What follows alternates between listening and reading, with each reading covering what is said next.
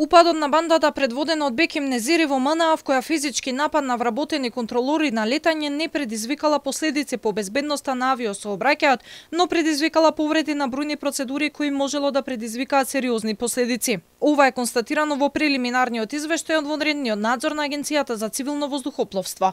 Во него конкретно се наведува дека не биле почитувани процедурите за обезбедување, програмата за обезбедување, одредбите на Националната програма за обезбедување на воздушниот сообраќај, а не биле почитувани ниту одредени одредби од Законот за воздухопловство.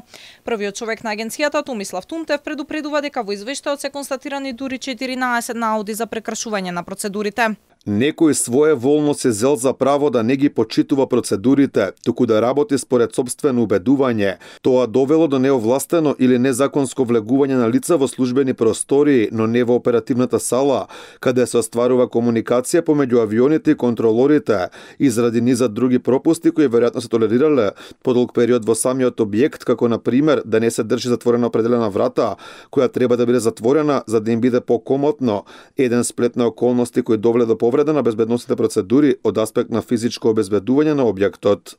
Она што загрижува е дека непочитувањето не било само за време на упадот. Според инспекторите во МНАФ континуирано не се придржувале кон пропишани процедури за обезбедување. По недостатоците кои биле констатирани, агенцијата изготвила решение за преземање на 11 задолжителни мерки и активности со различен рок на реализација. Корективниот акциски план се подготвува во соработка со МНАФ, затоа што тие треба да се изјаснат во однос на 11 задолжителни мерки, кога и на кој начин може да бидат реализирани. Дел од нив се во рок веднаш, некои со 15 дена, некои 90 дена, некои според рок кој дополнително ќе биде утврден во заедничка комуникација. Освен 11 задолжителни мерки, ќе има 3 препораки до кои инсистираме да се држат, а ќе има и оперативна директива за одредени активности што сега не се дел од Националната програма за обезбедување ниту од законот, а не можеме да чекаме да ги смениме.